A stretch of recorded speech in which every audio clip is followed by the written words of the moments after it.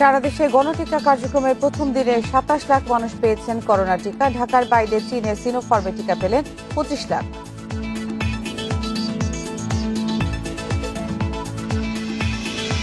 পরিমণির সঙ্গে ঘনিষ্ঠতায় গোয়েন্দা কর্মকর্তা সাকলাইনের বদলি, সিসিটিভির ফুটেজ নিয়ে তদন্ত শুরু।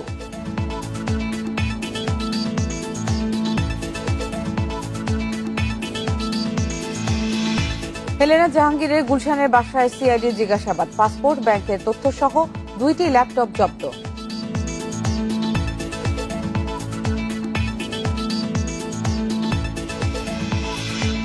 দেশে বজ্রপাতে উদ্বেগজনক হারে বাড়ছে প্রাণহানি, মানুষের অসচেতনতাকেই দায়ী করছেন বিশেষজ্ঞরা।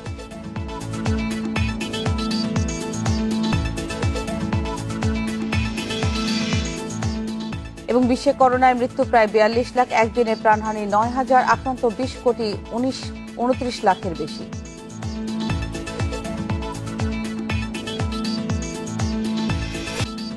স্বাগত ইন্ডিপেন্ডেন্ট সংবাদে, আপনাদের সঙ্গে আছি নুজহাত আফরিন। শিরোনাম শুনছিলেন, এবার বিস্তারিত।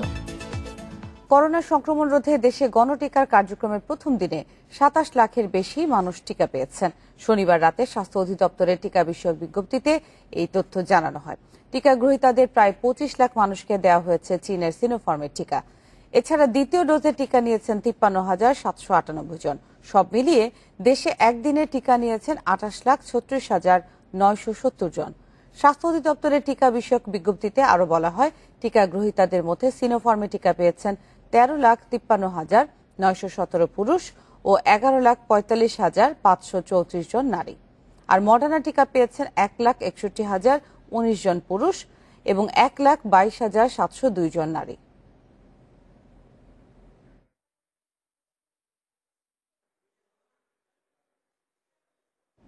এদিকে করোনা টিকা ক্যাম্পেইনের প্রথম দিনে শনিবার সকাল থেকে কেন্দ্রে কেন্দ্রে ছিল টিকা প্রত্যাশীদের ভিড়। শুধু এনআইডি দিয়ে টিকা মেলায় সন্তুষ্ট নগরবাসী।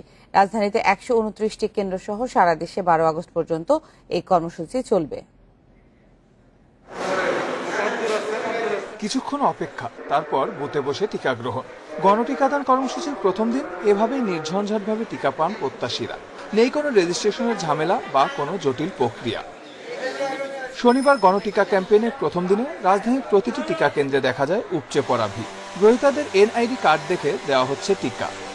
আইডি কার্ডের ফটোকপি করে নিয়ে আসছি, ফটোকপিটা রেজিস্ট্রি করে রাখছি। খুব সুন্দর এবং খুব ভালো লাগছে আমার।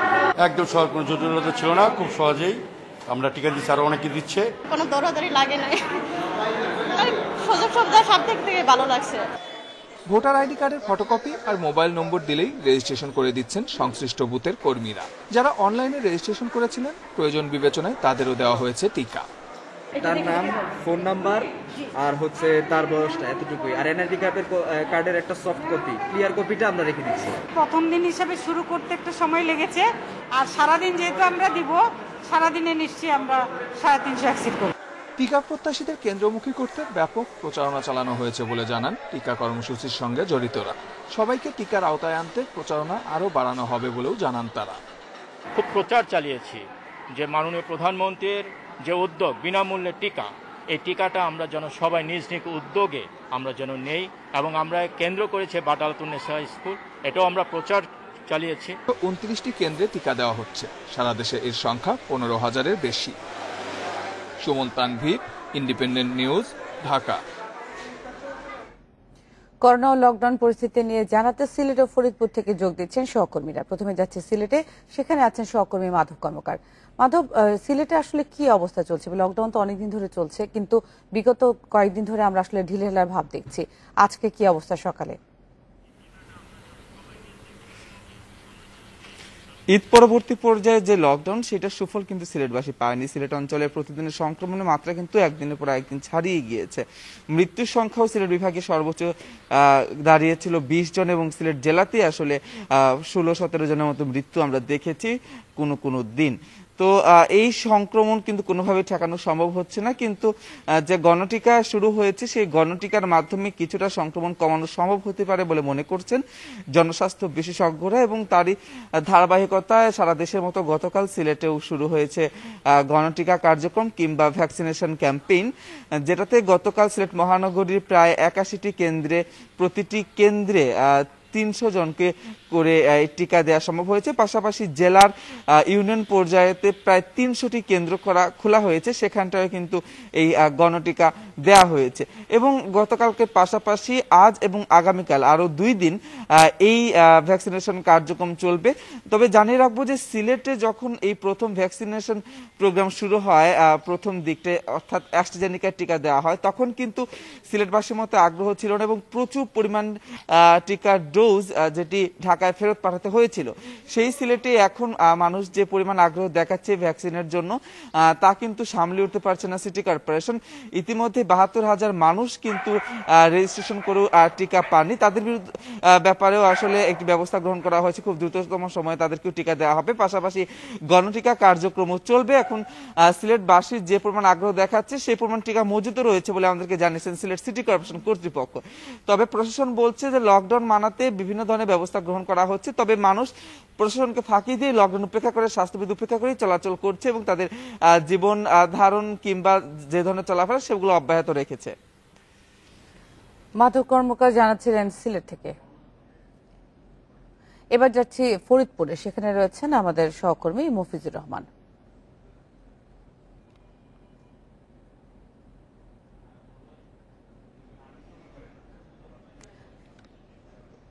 মাধব কর্মকার রয়েছেন সিলেটে, তার সাথে আমরা এখনো সংযুক্তি রেখেছি। মাধব, আপনার কাছে আরো কিছু জানতে চাচ্ছি।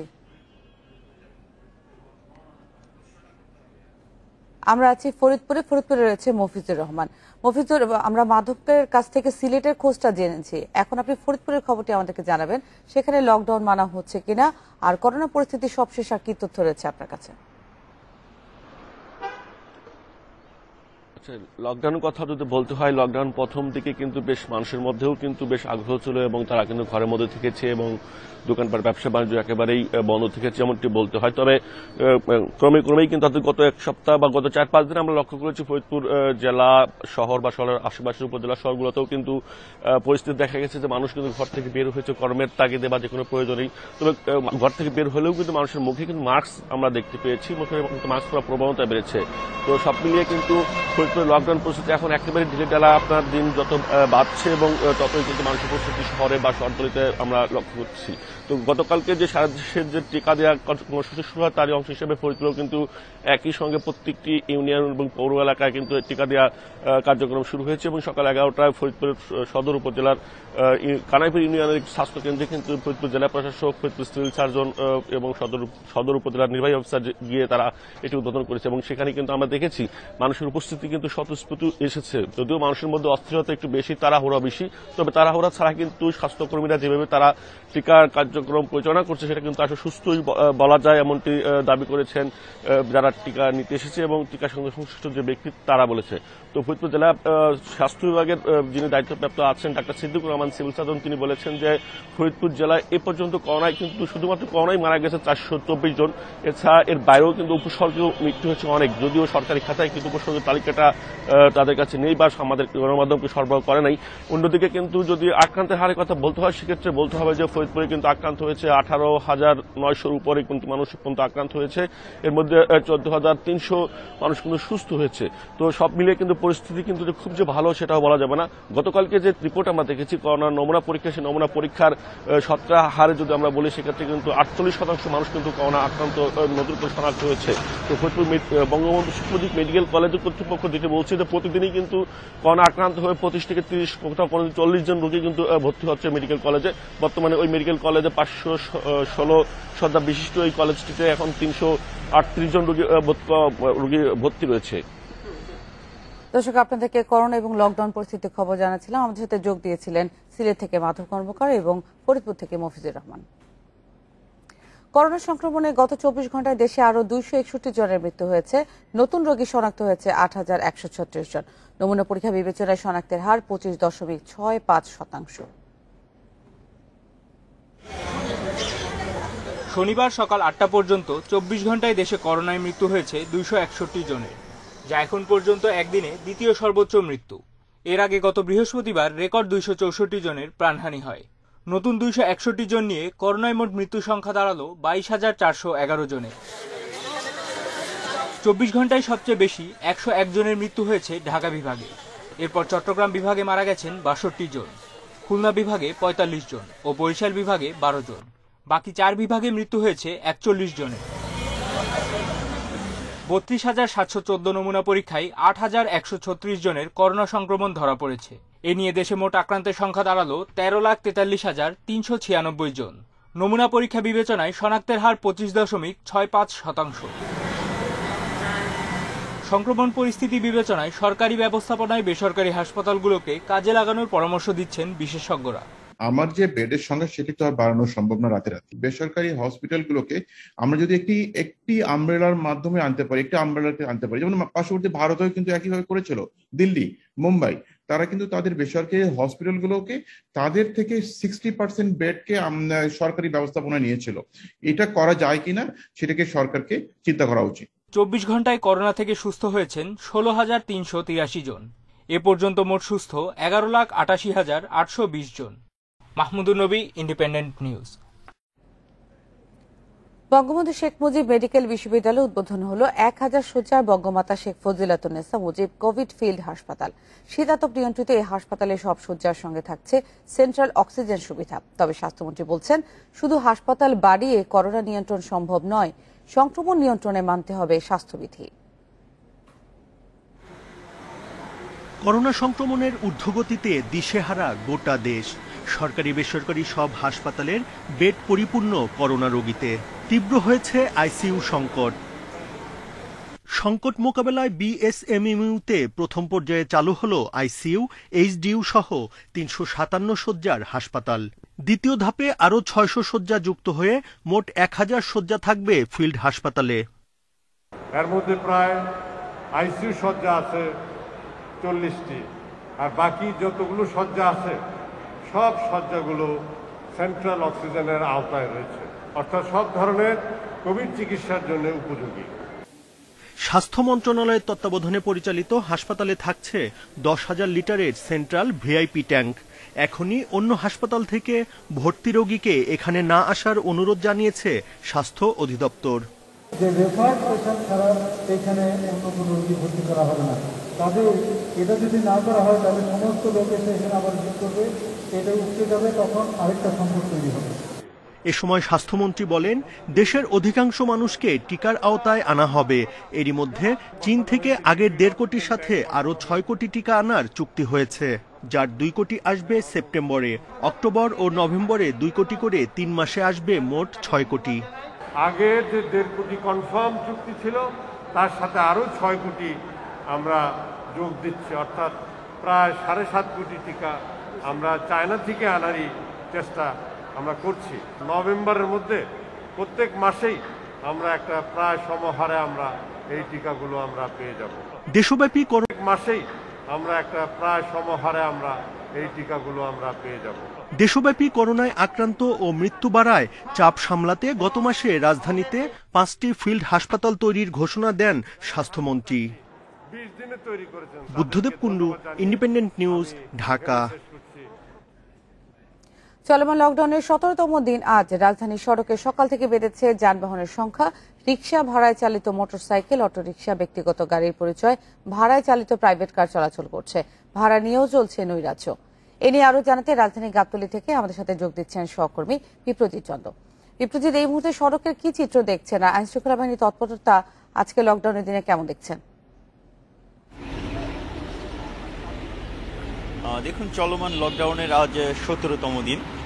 প্রথম বেশ কয়েকদিন অর্থাৎ গত মাসের শেষ পর্যন্ত কিন্তু লকডাউন বেশ কঠোরভাবেই পরিচালিত হয়েছিল। তারপর যখন গার্মেন্টস সহ শিল্প কারখানা এবং বিভিন্ন বেসরকারি প্রতিষ্ঠান খুলে দেওয়া হয়, তারপরেই কিন্তু ঢাকামুখী মানুষের চাপ বাড়তে শুরু করে। এবং আমি যদি ছবিতে আপনাকে দেখাতে চাই তাহলে আপনি দেখতে পাবেন সেই চাপটি কিন্তু এখনো অব্যাহত আছে। অর্থাৎ এখনো প্রচুর মানুষ ঢাকার বাইরের বিভিন্ন জেলা থেকে ঢাকায় প্রবেশ করছেন। সেই ঢাকামুখী মানুষের ঢল কিন্তু রাজধানীর গাবতলীতে আমরা এখনো দেখতে পাচ্ছি। আর এছাড়া রাজধানীর যে প্রবেশ পথগুলো আছে, অর্থাৎ গাবতলী, আবদুল্লাহপুর, যাত্রাবাড়ি সহ এই পয়েন্টগুলোতে কিন্তু পুলিশি চেকপোস্ট আমরা দেখতে পেয়েছি যে চেকপোস্টগুলোতে কিন্তু পুলিশ অধিকাংশ গাড়িকেই ধরে ধরে চেক করছে এবং তাদের কাছে বের হবার কারণ জানতে চাইছে, এবং যারা যুক্তিসঙ্গত কারণ দেখাতে পারছেন তাদেরকে কিন্তু ছেড়ে দেওয়া হচ্ছে, আর যারা যুক্তিসঙ্গত কারণ দেখাতে পারছেন না তাদেরকে ফিরিয়ে দেওয়া হচ্ছে বা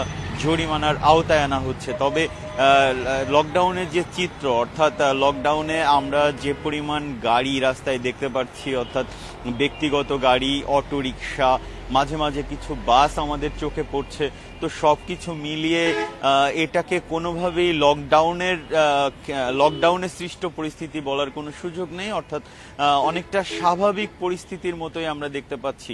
অর্থাৎ প্রচুর গাড়ি, প্রচুর জনসমাগম, এবং যারা রাস্তায় বের হয়েছেন তাদের মধ্যে অধিকাংশ মানুষ স্বাস্থ্যবিধি মানছেন না, মাস্ক পরছেন না, আর যারা মাস্ক পরছেন তারাও সঠিক নিয়ম মেনে মাস্ক পরছেন না। আমরা অনেককে দেখেছি থুতনির নিচে মাস্ক রেখে দিতে। তো এই যে বিষয়গুলো কিন্তু করোনা সংক্রমণের ঊর্ধ্বগতির জন্য দায়ী, এমনটা বলছেন জনস্বাস্থ্য বিশেষজ্ঞরা। অর্থাৎ লকডাউনের যে উদ্দেশ্য ছিল জনসমাগম নিয়ন্ত্রণ করা, করোনা সংক্রমণের যে চলমান ঊর্ধ্বগতি সেটিকে কমিয়ে আনা, সে বিষয়গুলো কিন্তু মোটেও সফল হয়নি এটা বলা যায়। কারণ আপনি জানেন গতকালও কিন্তু দ্বিতীয় সর্বোচ্চ 261 জন মারা গিয়েছে, 8,000-এর উপরে সংক্রমণ হয়েছে।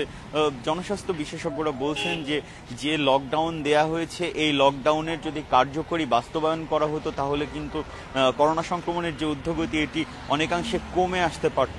আর এর পাশাপাশি ভ্যাকসিনেশন প্রোগ্রামের কথাও তারা বলছেন, অর্থাৎ পুরো জনগোষ্ঠী ভ্যাকসিনেশনের আওতায় আসার আগ পর্যন্ত সবাইকে স্বাস্থ্যবিধি কঠোরভাবে মেনে চলার পরামর্শ দিয়েছেন তারা। বিপ্রজিৎ জানাচ্ছিলেন গাবতলী থেকে, যেমনটি বলছিলেন যে আজকের দিনে আসলে লকডাউন তো চলছে, কিন্তু সেই সাথে গণপরিবহনগুলো আসলে চালু হয়ে গেছে এবং আইনশৃঙ্খলা রক্ষাকারী বাহিনী তাদেরকে জিজ্ঞাসাবাদের মাধ্যমে রাজধানীতে প্রবেশ করার সুযোগ দিচ্ছে। নেপথ্যে থেকে বাঙালির আন্দোলন সংগ্রামের ঐতিহাসিক মুহূর্তে গুরুত্বপূর্ণ সিদ্ধান্ত দিয়েছেন তিনি। রাজনৈতিক কর্মীদের কাছে ছিলেন নিরাপদ আশ্রয়। শেখ মুজিবের বঙ্গবন্ধু হয়ে ওঠার পেছনে তার অবদান উঠে এসেছে অসমাপ্ত আত্মজীবনীতে। সেই মহিষী নারী বঙ্গমাতা শেখ ফজিলাতুন্নেসা মুজিবের আজ 91তম জন্মবার্ষিকী। জাতির জনক বঙ্গবন্ধু শেখ মুজিবুর রহমানের সহধর্মিণী বঙ্গমাতা শেখ ফজিলাতুন্নেসা মুজিব একদিকে হাল ধরেছেন সংসারের, অন্যদিকে ছিলেন বঙ্গবন্ধু রাজনীতির নেপথ্যের মহিরুহ। জন্ম 1930 সালের 8ই আগস্ট টুঙ্গিপাড়ার সম্ভ্রান্ত পরিবারে। 1942 সালে দাম্পত্যের শুরু, তবে বিয়ে তার বছর 10 আগে। ফজিলাতুন্নেসা মুজিব রেনুর বয়স যখন 3 বছর তখন মারা যান বাবা, আর 5 বছরে মা, 7 বছরে দাদা মারা গেলে বড় হন শেখ বাড়িতেই। She was my cousin, you know. Your cousin? Yes, cousin sister. When you married? We are in the same family. When you my father and her father was the cousin brothers. বাঙালি স্বাধিকার আন্দোলনের প্রতি পদক্ষেপে বঙ্গবন্ধুকে সাহস জুগিয়েছেন তিনি। 6 দফা আন্দোলনে বঙ্গবন্ধু যখন কারাবন্দী, তখন নেতাকর্মীরা আসতেন তার কাছে, জোগাতেন লড়াই সংগ্রাম চালিয়ে যাওয়ার অনুপ্রেরণা। আমার মা, তার মনটা কত শক্ত জানেন, আমাকে বিছানায় বসাবে, তুই কাঁদিস কেন, তোর আব্বা ঠিকই ফিরে আসবে, জনগণ সাথে আছে, কেউ কিছু করতে পারবে না, আল্লাহর উপরে ভরসা রাখ। এই যে আমার মার ভিতরে যে শক্তিটা, এটাই তো যে কোনো, আজকে যদি সত্যি এরকম বাইরে যেতেন বাংলাদেশ কোনোদিন স্বাধীন হতো না। কিন্তু আমার মার এই যে সময়োচিত সিদ্ধান্ত, এই সিদ্ধান্তই তো আমার দেশকে এগিয়ে নিয়ে গেল। বিশিষ্ট জনেরা বলছেন, বঙ্গবন্ধুর মতো বিশাল ব্যক্তিত্বের পাশে নিজ যোগ্যতায় আপন আলোয় উদ্ভাসিত ছিলেন ফজিলাতুন্নেসা। অসমাপ্ত আত্মজীবনীতে বঙ্গবন্ধু লিখেছেন যে বাবা তো আমাকে টাকাই দিত, তারপরে কলকাতা যাওয়ার আগে রেনু আমার জন্য আঁচলে টাকা বেঁধে রাখতো, বলতো তোমার অন্য খরচ লাগলে এগুলো দিয়ে মেটাবে। আওয়ামী লীগের লোকজনকে টাকা দেবার জন্য তিনি বঙ্গবন্ধুর আনা একটু ফ্রিজ বিক্রি করে দিয়েছিল, বিক্রি করে দিয়ে টাকা দিয়েছেন, সোনা দানা বিক্রি করে দিয়ে টাকা দিয়েছেন, দলকে সংগঠিত রেখেছেন। তিনি খাটের উপরে বসে পান বানাতেন, কিন্তু সারা দেশের খবর তার কাছে ছিল। 75-এর কাল রাতে জাতির জনকের সঙ্গে তাকেও হত্যা করে ঘাতকেরা। অনিমেষ কর, ইন্ডিপেন্ডেন্ট নিউজ, ঢাকা। পরিমণির সঙ্গে সম্পর্কে জড়িয়ে ডিবি থেকে পিওএম পশ্চিম বিভাগের বদলি হলেন ডিএমপি গুলশান বিভাগের অতিরিক্ত উপকমিশনার গোলাম সাকলাইন। বোট ক্লাব কাণ্ডের মাদক মামলা তদন্তের সময় ঘনিষ্ঠতা হয় তাদের। সাকলাইনের সরকারি বাসভবনের পরিমণির 18 ঘণ্টা অবস্থানের প্রমাণ মিলেছে সিসিটিভির ফুটেজে। 9 জুনের ঢাকা বোট ক্লাব কাণ্ডে ব্যবসায়ী নাসির মাহমুদের বিরুদ্ধে ধর্ষণ ও হত্যা চেষ্টার মামলা করেন চিত্রনায়িকা পরিমণি। গ্রেপ্তার হন নাসির। তদন্তের দায়িত্ব পায় ডিবি গুলশান বিভাগ। সেই সূত্রে সেখানকার দ্বিতীয় সর্বোচ্চ কর্মকর্তা গোলাম সাকলাইনের সঙ্গে সখ্যতা হয় পরিমণির।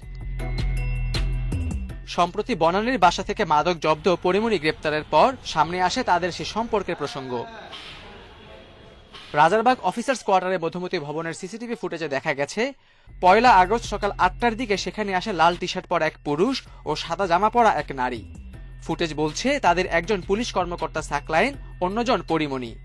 পরে রাত 1:30টার দিকে কালো পোশাকে সেখান থেকে পরিমণি চলে যান। তার গাড়ি চালকের দাবি, এর আগেও হাতেরঝিল এলাকায় তাদের একাধিকবার দেখা হয়েছে। ওনার নাম যে সাকলাইন সাহেব, সেটা আমি জানতাম না। পরে আর কি শুনলাম যে উনি সাকলাইন সাহেব। তার বাসায় একদিন গিয়েছিল, সেটাই আমি জানি। আমি একদিন ওই হাতেরঝিল একদিন দেখছিলাম স্যারকে। এর প্রতিক্রিয়া সাকলাইনের বিরুদ্ধে ব্যবস্থা নেয় ডিএমপি। তাকে ডিবি থেকে সরিয়ে পাঠানো হয়েছে পাবলিক অর্ডার ম্যানেজমেন্টের পশ্চিম বিভাগে। অনৈতিক কাজ যদি হয়ে থাকে আমরা তদন্ত করে দেখে প্রমাণ পাইলে তার বিরুদ্ধে যথাযথ ব্যবস্থা নেব। পুলিশ সদর দপ্তরের নির্দেশনায় সাকলাইনের বিষয়টি তদন্ত করছে সিআইডির এক কর্মকর্তা। জিজ্ঞাসাবাদ করা হবে পরিমণিকেও। যে কোনো বিষয়ে আমাদের নজরে আসবে, জিজ্ঞাসাবাদে আসবে এবং মিডিয়াতে আসবে, সেগুলো আমরা পুঙ্খানুপুঙ্খ জিজ্ঞাসা করে আমরা সেগুলো সত্যিকারের যেটি ঘটনা সেটি আমরা খুঁজে বের করব। কেউ তো আইনের ঊর্ধ্বে না, সে যেই হোক না কেন, সে তদন্তকারী কর্মকর্তা হোক বা অন্য কেউ হোক। আমরা চাই যে বিসিএস পুলিশ ক্যাডারের 30তম ব্যাচ থেকে চাকরিতে যোগ দেন গোলাম সাকলাইন। Khaled Raihan, Independent News, Dhaka. চিত্রনায়িকা পরিমণি ও একার সদস্যপদ সাময়িকভাবে স্থগিত করেছে বাংলাদেশ চলচ্চিত্র শিল্পী সমিতি। শনিবার বিকেলে এক সংবাদ সম্মেলনে একথা জানান সমিতির সভাপতি মিশা সওদাগর। তিনি বলেন, কারো ব্যক্তিগত কর্মকাণ্ডের দায়ভার নেবে না চলচ্চিত্র সমিতি, তবে পরিমণি ও একার পাশে থাকার কথাও জানান মিশা সওদাগর। তিনি জানান, সিনেমার বাইরে কারো ব্যক্তিগত জীবনের কোনো বিষয়ে খোঁজ খবর রাখার এখতিয়ার নেই সমিতির। যদি আইনি প্রক্রিয়ায় তারা নির্দোষ প্রমাণিত হন, তবে তাদের সদস্যপদ ফিরে দেওয়া হবে।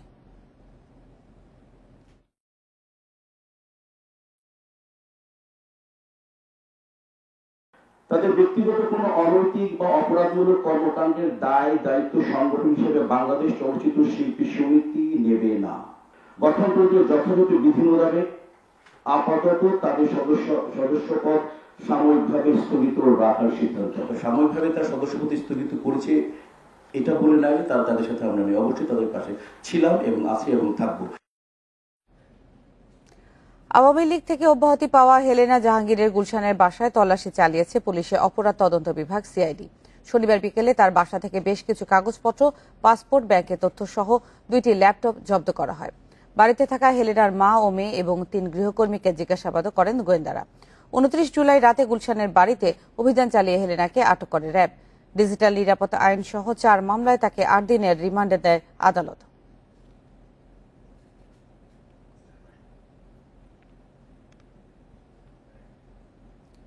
ব্যারিস্টার সাইদুল হক সুমনকে যুবলীগ থেকে অব্যাহতি দেওয়া হয়েছে। যুবলীগের সাধারণ সম্পাদক মাইনুল হোসেন খান নিখিল শনিবার রাতে বিষয়টি নিশ্চিত করেন। ব্যারিস্টার সুমনের কাছে অব্যাহতি পত্র পাঠানোর কথা জানিয়েছেন যুবলীগের উপ দপ্তর সম্পাদক দেলোয়ার শাহজাদা। গত বছরের 14 নভেম্বর ঘোষিত যুবলীগের 201 সদস্যের পূর্ণাঙ্গ কমিটিতে যুবলীগের আইন বিষয়ক সম্পাদক হিসেবে দায়িত্ব পান আলোচিত আইনজীবী ও যুদ্ধাপরাধ ট্রাইব্যুনালের সাবেক প্রসিকিউটর ব্যারিস্টার সাইদুল হক সুমন। 6 আগস্ট শরীয়তপুরের পালং থানার ভারপ্রাপ্ত কর্মকর্তার দলীয় স্লোগান নিয়ে ফেসবুক পেজে সমালোচনা করেন তিনি।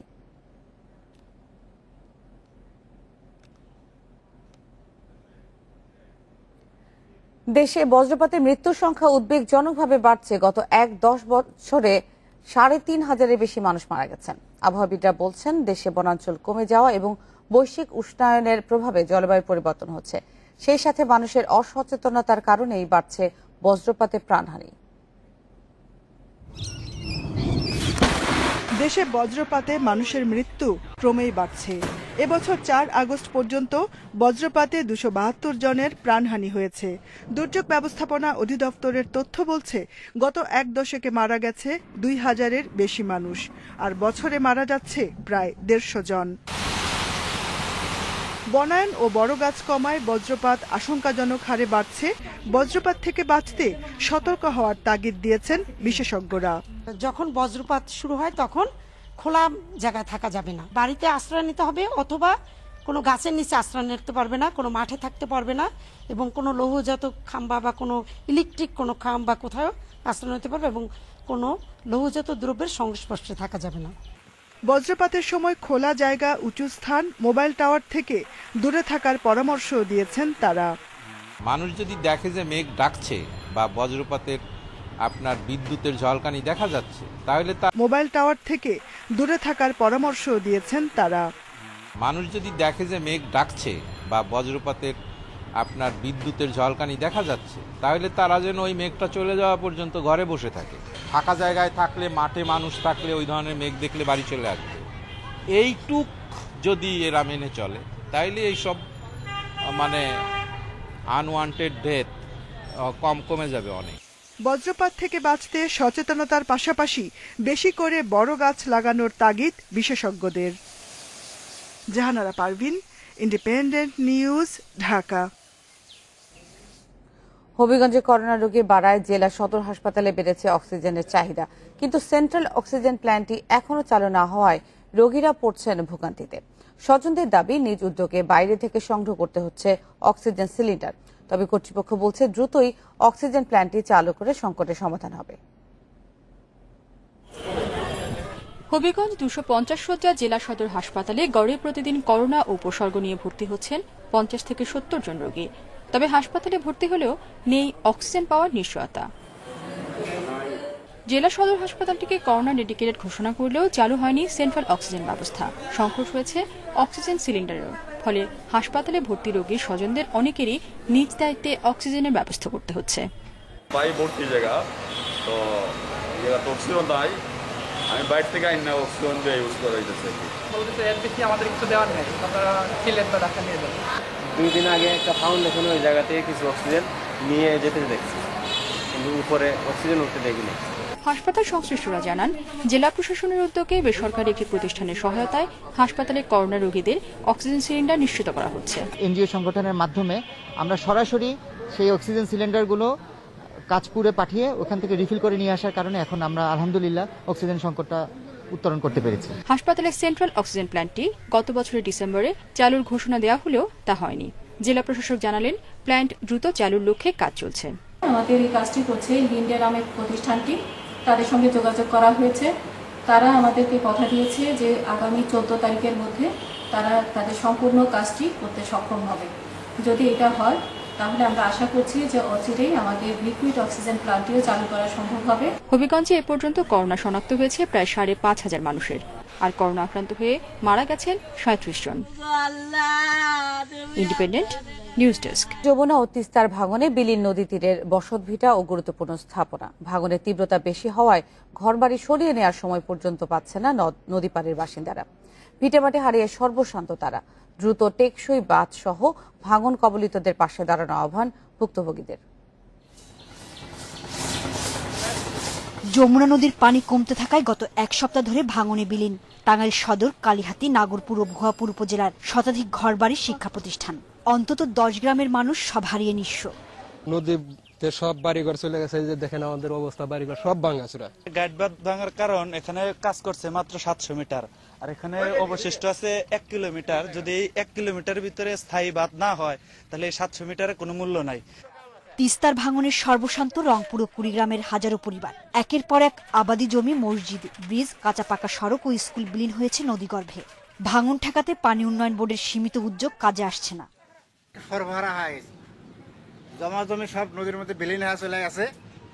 এই পর্যন্ত বাড়ি করার কোনো জায়গা জমি নাই, নিজস্ব জায়গা জমি নাই। এখন কেউ যদি আশ্রয় দেয় তাহলে যাওয়াতে পারবে, না পেলে সর মুখে যাবো। পদ্মা ও কীর্তিনাশায় পানি বৃদ্ধিতেও ভাঙন শুরু হয়েছে শরীয়তপুরের অন্তত 20টি জায়গায়। ক্ষতি এড়াতে 43টি পয়েন্ট চিহ্নিত করে জিও ব্যাগ ফেলছে পানি উন্নয়ন বোর্ড। যে সমস্ত এলাকায় ভাঙন আছে সেই সমস্তগুলো ভাঙন অ্যাড্রেস করে আমরা একটি প্রকল্প প্রণয়ন করেছি। প্রকল্পটি এখন বর্তমানে প্ল্যানিং কমিশনে রয়েছে। যদি তাৎক্ষণিকভাবে কোনো ভাঙন দেখা দেয় সেই সমস্ত স্থানে আমরা তাৎক্ষণিকভাবে এমার্জেন্সি জিও ব্যাগ ডাম্পিং করে ব্যাংক লাইন যাতে শিফট না হয় সে ব্যাপারে আমরা প্রয়োজনীয় পদক্ষেপ নেব। মাদারীপুরের কালকিনিতে আরিয়াল খাঁ নদ থেকে অবৈধভাবে বালু উত্তোলনে বিলীন হয়েছে অর্ধশত ঘরবাড়ি। আতঙ্কিত আরো 2টি গ্রামের মানুষ। সোহেলি জাহান, ইন্ডিপেন্ডেন্ট নিউজ ডেস্ক। মেয়াদোত্তীর্ণ হলেও তিস্তা রেল সেতুতে ঝুঁকি নিয়ে চলছে ট্রেন। 100 বছর মেয়াদ ধরে ব্রিটিশ আমলে সেতুটি নির্মাণ হয়, কিন্তু মেয়াদ শেষে 21 বছরেও মুখ দেখেনি সংস্কারের। তবে মেরামত করে সেতুটি এখনো চালু রাখা সম্ভব বলে মনে করেন রেল কর্তৃপক্ষ। 1899 থেকে 1900 সালে নির্মাণ হয় দেশের দ্বিতীয় বৃহত্তম তিস্তা রেল সেতু। এর উত্তর পাশে লালমনিরহাট ও কুড়িগ্রাম এবং দক্ষিণে রংপুরের কাউনিয়া। এই সেতুর মেয়াদকাল ধরা হয়েছিল 100 বছর। মেয়াদ উত্তীর্ণ হলেও জোড়াতালি দিয়ে সচল রাখা হয়েছে সেতুটি। পচে নষ্ট হয়েছে বেশিরভাগ কাঠের স্লিপার। এ অবস্থায় ঝুঁকি নিয়েই চলাচল করছে ট্রেন। অনেক ভাঙাচুরিয়া, অনেক নষ্ট। এটা মেরামত করার জন্য সরকারকে অতি তাড়াতাড়ি গুরুত্ব দেওয়া দরকার। স্লিপার উঠে গেছে, এখানে লোহার যে খিলগুলো বাটনগুলো ছিল উঠে গেছে। তো এটা যদি দ্রুত মেরামত করা না হয় তাহলে হয়তো বা দেখা যাবে যে কোনো মারাত্মক দুর্ঘটনা হবে। গুরুত্বপূর্ণ সেতুটি দ্রুত মেরামতের চেষ্টা চলছে বলে জানিয়েছে প্রশাসন। এটি আমাদের গোচরে আসলে এটি গভর্নমেন্টের দৃষ্টি আকর্ষণ করা হবে এবং খুব দ্রুত যেন এই সেতুটি আরও উপযোগী হয় বা উপযোগী করার ব্যবস্থা করা হয় সে ব্যবস্থা নেওয়া হবে। মেয়াদ শেষ হলেও সেতুটিকে এখনো ঝুঁকিপূর্ণ মনে করছে না রেল কর্তৃপক্ষ। নষ্ট স্লিপার মেরামত করে চালু রাখা সম্ভব বলেও মনে করেন তারা। এগুলো লাইভ উত্তীর্ণ হলেও এটা তো স্টিল স্ট্রাকচারের জিনিস, আর আমরা এটা মনিটরিং সুপারভিশনে রাখছি। 2-1টা স্লিপার 2-1টা ফিটিংস এর ঘাটতি কমতে থাকতেই পারে, কিন্তু it is within hour tolerable limit. আমাদের একটা প্রজেক্ট আছে সামনে, যখন মিটার কাছে বিরোধী উন্নীত করবে তখন ডেফিনেটলি এই ব্রিজ আসতে হবে না। তিস্তা সেতু দিয়ে দিনে 2টি আন্তনগর সহ 20টি ট্রেন চলাচল করে। Independent News desk.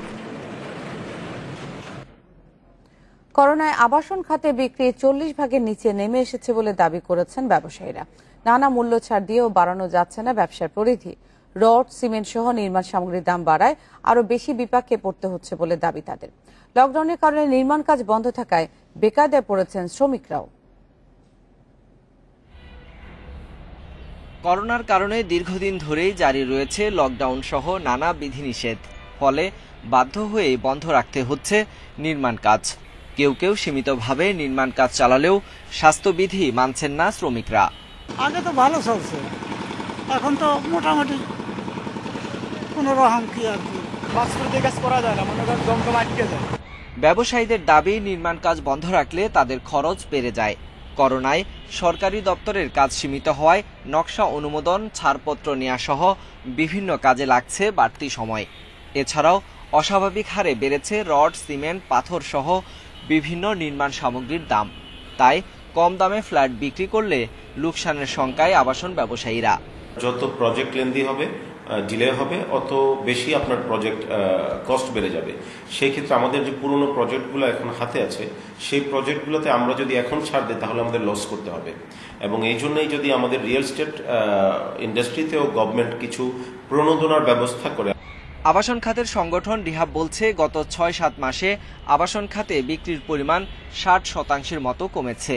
একই সঙ্গে উদ্যোক্তাদের নতুন প্রকল্প নেয়ার হারও কমেছে 75 ভাগের মতো। তবে অপ্রদর্শিত অর্থ বিনিয়োগের সুযোগ থাকায় গত বছর ভালো বিক্রি হয়েছে বলে জানান ব্যবসায়ীরা। আমার মনে হয় সার্বিকভাবে রিয়েল এস্টেটের এখন একটা কঠিন সময় যাচ্ছে। আমরা আস্তে আস্তে চেষ্টা করছি 6,000 টাকাটা 6,000 টাকা বিক্রি করতে পারার কথা, কিন্তু আমরা কিন্তু এখন 6,000 রেখেছি, কারণ আমি দেখছি যে ওভারঅল মার্কেটের অবস্থা ভালো না, জনসাধারণ পয়সা দিতে পারছে না। তো সেগুলি মিলিয়ে আমরা সেভাবে সমন্বয় করার চেষ্টা করছি। করোনা মহামারীর 1.5 বছরে বিক্রির অপেক্ষায় পড়ে আছে 5,000 কোটি টাকার ফ্ল্যাট। অচল অবস্থা দীর্ঘস্থায়ী হলে ক্ষতির পরিমাণ আরও বাড়ার শঙ্কায় ব্যবসায়ীরা। Sohel Rana, independent News, Dhaka. ভারতের কলকাতা থেকে বাংলাদেশের সবচেয়ে কাছের স্থলবন্দর সাতক্ষীরার ভোমরা, কিন্তু দুর্বল সড়ক যোগাযোগ এবং অন্যান্য সমস্যায় অনেকটাই অব্যবহৃত থেকে যাচ্ছে বন্দরটি। মোট 72টি পণ্য আমদানির কথা থাকলেও মাত্র 32টি পণ্য আসে ভোমরা দিয়ে, বলছেন ব্যবসায়ীরা। তবে বন্দর কর্তৃপক্ষ জানিয়েছে শিগগিরই বিভিন্ন অবকাঠামো উন্নয়নের কাজ হাতে নেওয়া হবে। 1996 সালের 15 এপ্রিল যাত্রা শুরু হয় সাতক্ষীরার ভোমরা স্থলবন্দরের। 2013 সালে অয়েল হাউস নির্মাণের পর পূর্ণাঙ্গ স্থলবন্দরের মর্যাদা পায় এটি। দেশের আমদানির একটি বড় অংশ আসে ভারত থেকে। বেনাপোল সহ বিভিন্ন স্থলবন্দর দিয়ে ভারত থেকে পণ্য আসলেও কলকাতার সবথেকে কাছে অবস্থিত সাতক্ষীরার ভোমরা। দূরত্ব মাত্র 75 কিলোমিটার। কিন্তু দুর্বল সড়ক যোগাযোগ ও অবকাঠামোর সমস্যায় পিছিয়ে আছে সম্ভাবনাময় এই বন্দর। ব্যবসায়ীরা বলছেন, বন্দর দিয়ে 72 ধরনের মালামাল আমদানির সুযোগ থাকলেও আসছে মাত্র 32টি পণ্য। সাতক্ষীরা থেকে ভোমরা পর্যন্ত 12 কিলোমিটার সড়কের বেহাল দশা হয়, পণ্য আনা নেয়ায় পড়তে হয় ভোগান্তিতে। বন্দরে পর্যাপ্ত স্থান না থাকায় সৃষ্টি হয় ট্রাকের দীর্ঘ জট। পচনশীল পণ্য, ফল অন্য বন্দরে সরকারের নীতির বাইরে থেকে একটু ছাড় পাওয়া যায়, এখানে তাও পাওয়া যায় না। এই বন্দরে 2 বার লেবার বিল, পার্কিং বিল দেওয়া লাগে। কোনো বাংলাদেশের ট্রাক টার্মিনাল নাই। এই ট্রাক 500 থেকে 800 ট্রাক কোথায় দাঁড়াবে? এটি দাঁড়ানোর কোনো জায়গা নাই, যানজট সৃষ্টি হয়। এই যানজটের জন্য নিরসনের কোনো ট্রাফিক ব্যবস্থা আমাদের নাই। শিগগিরই অবকাঠামো উন্নয়নে কাজ শুরু হবে বলে জানিয়েছে বন্দর কর্তৃপক্ষ। এখন করোনা কালে তো আরো ওই চাহিদা কম, প্রোডাকশন কম, আরো কমে গেছে। কি বলে যে রেভিনিউ লাস্ট 2 মাসে তো অনেক কম। সারা বছর একটা ফ্লো ছিল, মে জুন মাসে গিয়ে করোনার যে লকডাউন শুরু হয়েছে তখন থেকে আবার কমে গেছে। গত অর্থ বছরে ভোমরা বন্দরের রাজস্ব আয়ের লক্ষ্যমাত্রা ছিল 1121 কোটি টাকা, তবে আয় হয়েছে মাত্র 760 কোটি টাকা। Independent News desk. 9,000 মানুষের মৃত্যু হয়েছে, নতুন করে শনাক্ত 5,68,000-এর বেশি। এ নিয়ে বিশ্বে মৃতের সংখ্যা পৌঁছে গেছে 43 লাখের কাছাকাছি, আর আক্রান্ত 20,29 লাখেরও বেশি। বিশ্বে একদিনে সবচেয়ে বেশি সংক্রমণ হয়েছে যুক্তরাষ্ট্রে। 24 ঘন্টায় দেশটিতে শনাক্ত রোগীর সংখ্যা 69,000 আর প্রাণহানি 320 জন। একদিনে সবচেয়ে বেশি মৃত্যুর সাক্ষী হয়েছে ইন্দোনেশিয়া। দেশটিতে প্রাণ গেছে 1,588 জনের। প্রাণহানির দিক থেকে ইন্দোনেশিয়ার পরই অবস্থান ব্রাজিলের। 24 ঘন্টায় দেশটিতে মৃত্যু হয়েছে 1275 জনের। করোনা তৃতীয় ধাপের সংক্রমণে বিপর্যস্ত মিয়ানমার। শনিবার দেশটিতে শনাক্ত হয়েছে 3,500-এর বেশি মানুষ। মাত্র 24 ঘন্টায় আফগানিস্তানের দ্বিতীয় প্রাদেশিক রাজধানী দখলের দাবি তালেবানদের। দক্ষিণ পশ্চিমাঞ্চলীয় নিমরোজ প্রদেশের রাজধানী জারানজের পর জাওজান প্রদেশের রাজধানী শেবারগানে নিয়ন্ত্রণ নিয়েছেন তারা। তবে এখনও শেবারগানের সেনা ঘাঁটি ও বিমানবন্দরে চলছে লড়াই। শুক্রবার ইরান সীমান্তবর্তী গুরুত্বপূর্ণ বাণিজ্যিক নগরী নিমরোজ প্রদেশের রাজধানী জারানজ দখলে নেয় তালেবান। শনিবার নিয়ন্ত্রণে নেয় আফগানিস্তানের উত্তরাঞ্চলীয় জাওজান প্রদেশের রাজধানী শেবারগান শহর। এ নিয়ে প্রাদেশিক 2 রাজধানীর দখল হারালো আফগান বাহিনী। সেনা ঘাঁটি বাদে পুরো শেবারগান শহর তালেবানের দখলে বলে জানান আঞ্চলিক কাউন্সিল প্রধান। এদিকে জাওজানের ডেপুটি গভর্নর কাদের মালিয়া জানান, শহরের বিমানবন্দর ঘিরে লড়াই চালিয়ে যাচ্ছেন সরকারি বাহিনী। শহরের একটি জেলখানা দখলের পর সেখান থেকে ছেড়ে দেওয়া হয় সব বন্দীদের। শেবারগান সাবেক আফগান ভাইস প্রেসিডেন্ট আব্দুল রশিদ দস্তমের শক্ত ঘাঁটি। তার সমর্থকেরা সেখানে তালেবানের বিরুদ্ধে লড়াই করছে। আফগানিস্তান জুড়ে তালেবানের সঙ্গে তীব্র লড়াইয়ের মধ্যে 2টি রাজধানীর দখল হাতছাড়া হওয়া নিরাপত্তা বাহিনীর জন্য বড় ধাক্কা। দেশটির 421 জেলার 223টি তালেবানের দখলে বলে জানা গেছে। এদিকে দখল হারানোর শঙ্কায় আছে উত্তরাঞ্চলের কুন্দুজ ও দক্ষিণের লস্করগা। তালেবানকে পিছু হটাতে জোর তৎপরতা চালাচ্ছে আফগান সেনাবাহিনী। তালেবানের সঙ্গে সরকারি বাহিনীর সংঘর্ষে 1 মাসে প্রাণ গেছে 1000-এর বেশি মানুষের। জাতিসংঘের হিসাবে অভ্যন্তরীণ বাস্তুচ্যুত 3 লাখের বেশি। সায়রা খান, ইন্ডিপেন্ডেন্ট নিউজ। সরকার বিরোধী বিক্ষোভে উত্তাল থাইল্যান্ডের রাজধানী ব্যাংকক। পুলিশের টিয়ার গ্যাস ও রাবার বুলেটের জবাবে পাথর ছোড়ে বিক্ষোভকারীরা। এতে 1 পুলিশ সদস্য সহ কয়েকজনের আহত হওয়ার খবর মিলেছে। করোনা মোকাবেলা ও অর্থনীতি সামলাতে সরকারের ব্যর্থতার অভিযোগে শনিবার ব্যাংককের দিন দাইং এলাকায় বিক্ষোভে নামে হাজারো মানুষ। প্রধানমন্ত্রী প্রায়ুৎ চ্যান ওচার পদত্যাগ সহ টিকা কার্যক্রমের গতি বাড়ানোর দাবি তাদের। পরে ওচার বাড়ির দিকে এগুতে থাকলে পুলিশের বাধার মুখে বিক্ষোভকারীদের সঙ্গে বাধে সংঘর্ষ। সম্প্রতি ডেল্টা ধরন ছড়িয়ে পড়ায় থাইল্যান্ডে করোনার প্রকোপ বাড়ছে।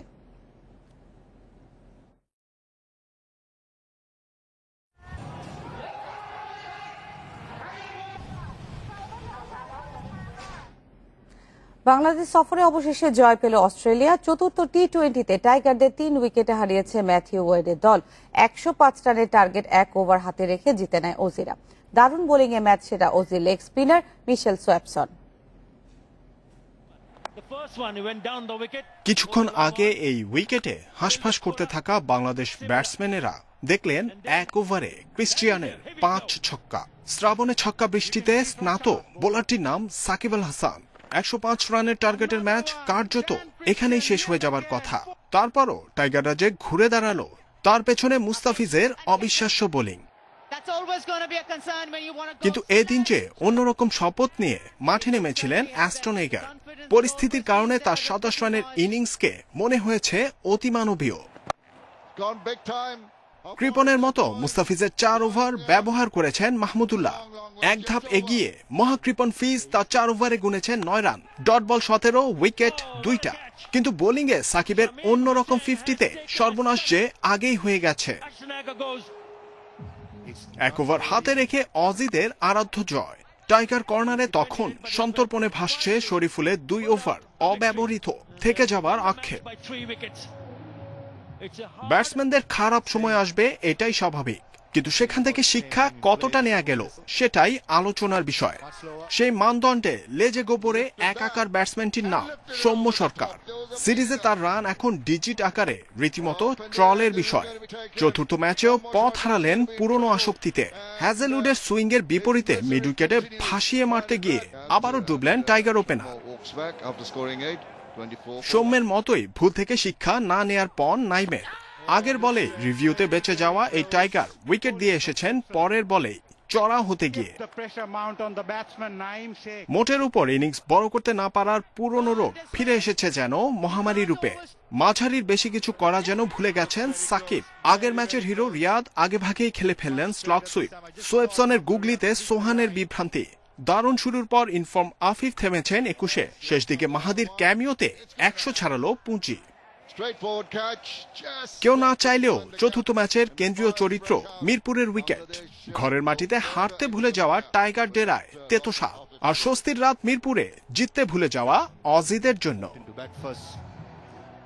জহিরুল ইসলাম, ইন্ডিপেন্ডেন্ট নিউজ, ঢাকা। আজ শেষ হচ্ছে টোকিও অলিম্পিক। পদক তালিকায় এখনও আধিপত্য ধরে রেখেছে চীন। 38 স্বর্ণ জয় আছে সবার উপরে। যুক্তরাষ্ট্রের দখলে 36টি স্বর্ণ। 15তম দিনে 400 মিটার রিলে আর বাস্কেটবলে স্বর্ণ জিতেছে যুক্তরাষ্ট্র। মেয়েদের 10,000 মিটার দৌড়ে সেরা হয়ে টোকিওতে দ্বিতীয় স্বর্ণ জয় করেছেন নেদারল্যান্ডসের সিফান হাসান। আর ভারতের ইতিহাসে অ্যাথলেটিক্সে প্রথম স্বর্ণ জয়ের কীর্তি করেছেন নীরাজ চোপড়া। 5000 মিটারে স্বর্ণ জয়ের পর 10,000 মিটারকেও লক্ষ্য বানিয়েছিলেন নেদারল্যান্ডসের সিফান হাসান।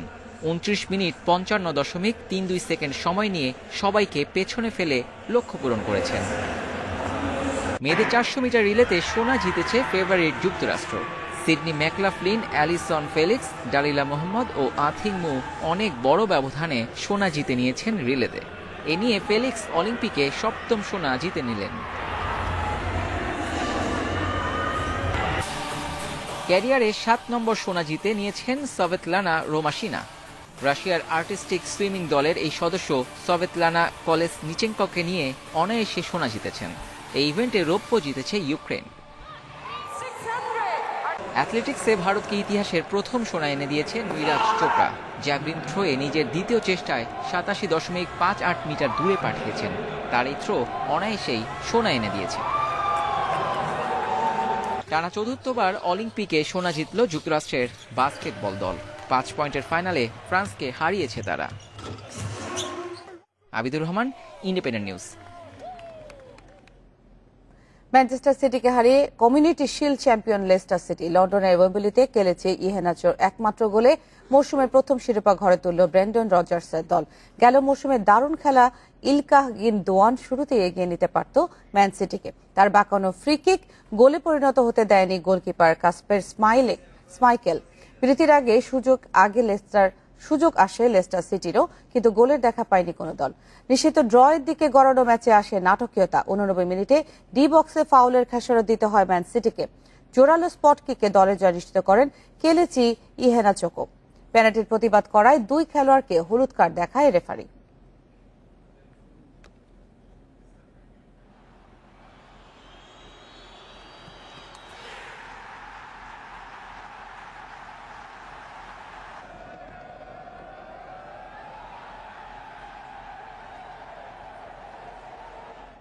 এই ছিল এখনকার সংবাদে। ইন্ডিপেন্ডেন্ট টেলিভিশন সব খবরের বিস্তারিত জানতে চোখ রাখুন ফেসবুক, ইউটিউব ও টুইটারে। ধন্যবাদ সবাইকে।